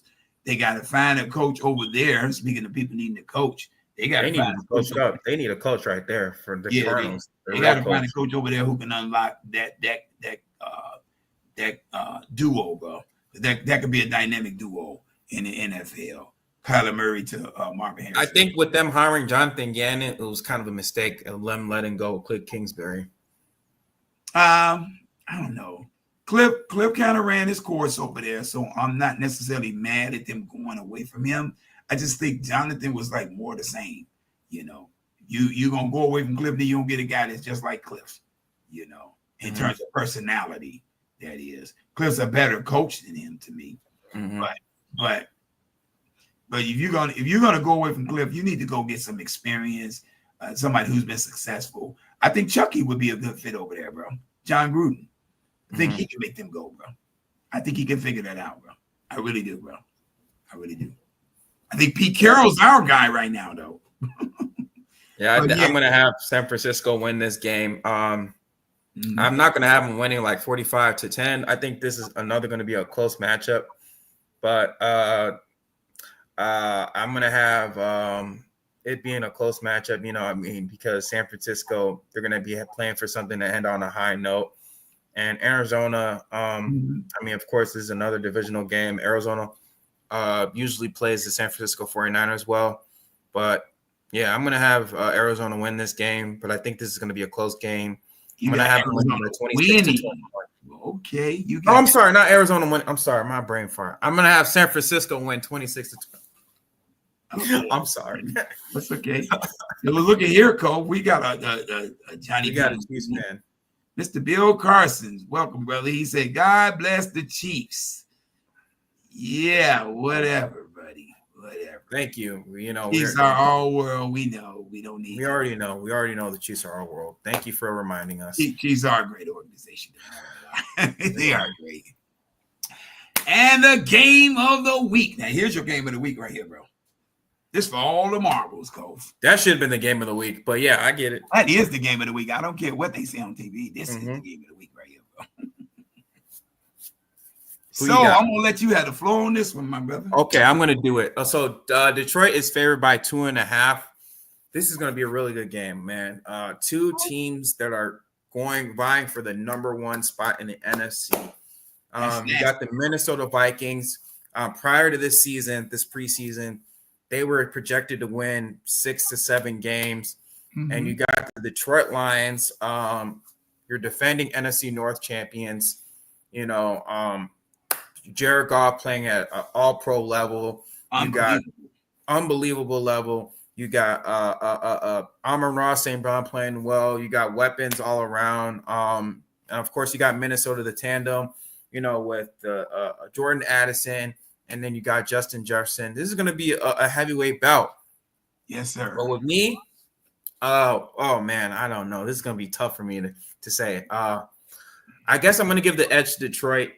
And the reason being this is that from last year, that sting of the NFC conference championship stunk. And Doug Kramer. Dan Campbell, the head coach, is going to light a fire. I think he's going to play that game right before, this Minnesota game. He's going to have him playing that conference championship game against the 49ers, and it's going to light a fire under this team. And I think they're going to be playing hard, and Detroit's going to come ready. This is going to be a close matchup. This is going to be very, very close. It's going to come down to the wire, but I think Detroit is going to have the edge over the Minnesota Vikings. I think Sam Darnold, he's been playing very, very well. Don't get me wrong, Sam Darnold. He's been a Cinderella. He's been playing outstanding. That guy's been outstanding. If anybody is going to win comeback player of the year, it's going to be Sam Darnold. He's going to win comeback player of the year. Absolutely. But I think Detroit is just a better team, in my opinion. Cole, I think we're leaving something out. A slightly better team than the Minnesota Vikings. Well, I think we're leaving something out. I think we're leaving something out of the equation here, though, Cole. This is Monday night. The Detroit Lions still have to play the San Francisco 49ers tonight. I forgot. It just dawned on me, bro. So before we can even talk about the magnitude of this game, for the Detroit Lions, they got some business to take care of. Yeah, that's true. That's true. They do got some business to take care of. Yeah, that's true. Yeah. They got some business to take care of. So I kind of want to hold off on my comments on this one because of that. But since you already gave yours, but I ain't gonna leave you hanging out here, brother. I'm gonna go on and speak on this. I think if all things were considered and both teams were completely healthy, offensively and defensively, I would give the edge to Detroit in this game. Detroit just has a propensity to win the close-knit games like this. And Minnesota has shown a propensity to be a front runner. They get out front, they run out the big leads, but they can't stave anybody off. They let you back in the game at the end. They were demolishing Green Bay last night and let Green Bay right back into that game, bro. They let them right back into that game. They can't keep their foot on their necks. Exactly. So that, to me, that's a problem that they need to address over there. But that being said, all things are not equal right now. Detroit is a trauma ward center on defense, bro. They got grocery store baggers lining up on defense right now. They literally have grocery store baggers lining up on defense. They picking up brothers off the street who working for Manpower and what have you, giving them a uniform. You know what I mean? And trying them out there. That being said, CDT, no playing. Yeah. So that being said, I think all Minnesota got to do is get a couple of key stops in this game, and they win this game, and they win the number one seeding. But that being said, let me say this too. If Detroit beats San Francisco tonight and they line this up to be a heavyweight bout, I can see Sam Darnold being their friend with a couple of pixies. with a couple of pick sixes. I'm trying to say pick six. I could also see Detroit running a masterful offense against a great defensive mind and Brian Flores with a fantastic, outstanding offensive mind like Ben Johnson. That would be epic, bro. That'd be epic. The first game, I think that will strengthen his candidacy for Chicago Bears head coach if he wins against San Francisco and if he wins against the Minnesota Vikings. I mean, I don't think Ben Johnson has to strengthen anything at this point, bro. His name's kind of already made, bro. You know what I mean? Yeah, he's kind of already made his name with what he's done as the offensive coordinator for the Detroit Lions. Consider the franchise that he did it with. It's the freaking Detroit Lions, bro. Detroit don't put up numbers like this. They've always been terrible every single year. Exactly. So you think the Chicago Bears are worse? Look at Detroit Lions history. Yeah. So prior to 2022. Prior to 2022. So if this game comes down to the wire, and like I said, we're getting ahead of putting up the horse before the wagon, or the wagon before the horse, or cart before the horse right now. But if they win against San Francisco and this game comes down to the wire, I'm going to take Detroit on the slight edge. They won the first game head-to-head, last second field goal, 31-29. I'm going to have that same kind of line for this one, bro. 34-32. We'll go there. Okay, man. That wraps up. I mean, if you want to do the playoffs, if you want to go over the playoffs, you could do that, guys. I mean, if you wanted us to, you can do that too. Not right now. We got to get there first, bro. Let's get there first. We got to see who's going to be matching up with who. I'm going to tell you this. If Green Bay doesn't jump Washington for that 6th seed, they in trouble first round, bro. Philly, well-oiled machine, bro. With Jalen Hurts over there. We saw these two match up first game of the season, the beginning of this year.